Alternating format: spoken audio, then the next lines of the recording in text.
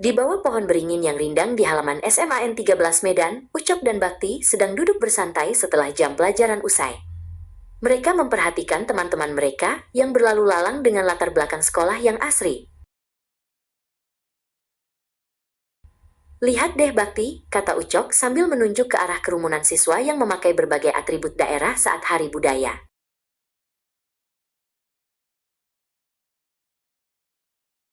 Teman-teman, kita berasal dari suku yang berbeda-beda, tapi kita bisa satu sekolah dengan rukun. Itulah kebinekaan Indonesia, kekayaan bangsa kita. Bakti mengangguk setuju, menyadari bahwa perbedaan latar belakang justru membuat sekolah mereka menjadi tempat yang istimewa. Bu Yusnita menghampiri mereka sambil membawa sebuah buku sejarah. Beliau menjelaskan bahwa persatuan dalam perbedaan ini memiliki landasan hukum yang kuat di negara kita.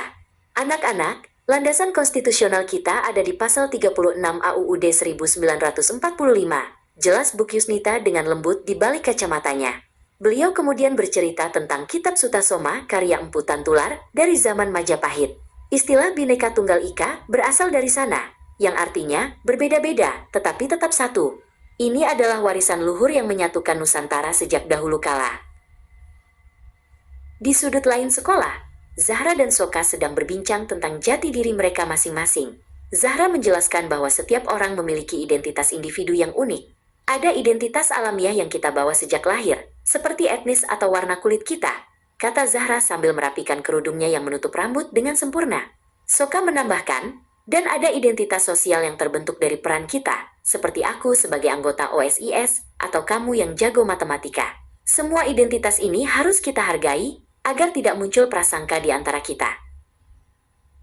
Bu Yusnita kemudian mengajak Bakti berdiskusi tentang identitas kelompok di ruang kelas. Beliau menjelaskan bahwa identitas kelompok bisa terbentuk secara alamiah, seperti suku bangsa, atau secara sosial melalui organisasi sekolah. Identitas kelompok ini penting untuk memberikan kita rasa memiliki bakti. Jika kita menjaganya dengan benar, ia akan memperkuat persatuan bangsa, ujar Bu Yusnita. Beliau mengingatkan bahwa identitas kelompok tidak boleh membuat kita merasa lebih hebat dari kelompok lain, agar integrasi nasional tetap terjaga dengan harmonis. Namun, mengelola perbedaan yang ada tidak selalu berjalan lancar. Zahra dan Bakti berdiskusi tentang tantangan dalam kebinekaan, seperti prasangka dan potensi konflik antar identitas. Kadang ada orang yang merasa curiga hanya karena melihat perbedaan budaya, keluh Bakti dengan nada serius. Zahra mengangguk prihatin, betul, itulah tantangan kita. Prasangka bisa merusak harmoni sosial jika kita tidak saling mengenal. Kita harus berani melawan sikap intoleransi demi menjaga kedamaian di lingkungan sekolah kita. Bu Yusnita memberikan contoh nyata keharmonisan dari daerah lain untuk memotivasi mereka. Beliau bercerita tentang masyarakat di Jawa Tengah dan Bali yang hidup berdampingan dengan sangat damai, meskipun memiliki keyakinan dan tradisi yang berbeda. Keberagaman budaya di sana justru menciptakan harmoni sosial yang indah, Zahra, kata Bu Yusnita.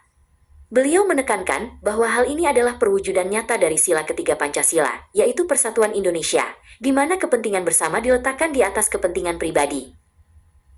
Untuk memperkuat harmoni, Ucok dan Soka membahas tentang pentingnya gotong royong di sekolah. Ucok menjelaskan bahwa kata gotong berarti memikul, dan royong berarti bersama-sama. Soka menambahkan bahwa ada 3 prinsip utama dalam gotong royong: kebersamaan, keikhlasan, dan kekeluargaan. Contohnya saat kita saling membantu tanpa mengharap imbalan, ujar Soka. Mereka menyadari bahwa gotong royong adalah kunci utama untuk meruntuhkan tembok prasangka dan mengelola konflik identitas. Bu Yusnita kemudian memberikan tugas simulasi gotong royong, membersihkan seluruh lingkungan kelas bersama-sama. Bakti dan Zahra ditunjuk sebagai koordinator kegiatan. Mereka memulai dengan tahap pertama, yaitu perencanaan. Mereka berdiskusi membagi tugas seperti siapa yang menyapu, mengepel, dan membersihkan kaca jendela. Kita bagi tugas secara adil tanpa memandang asal-usul suku kita agar kelas kita jadi bersih dan nyaman, kata Bakti penuh semangat kepada Zahra saat mencatat pembagian tugas. Pelaksanaan, semua siswa bekerja sama dengan giat. Ucok dan Soka sibuk bekerja sama membersihkan sudut kelas. Ucok yang bertugas menggeser meja-meja berat dibantu oleh Soka yang menyapu lantai di bawahnya.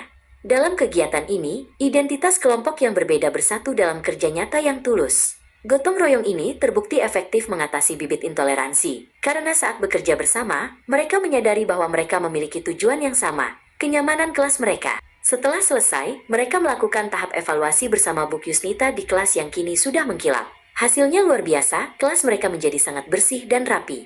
Kalian telah membuktikan bahwa keberagaman adalah kekuatan melalui gotong royong ini, puji Bu Yusnita kepada Bakti.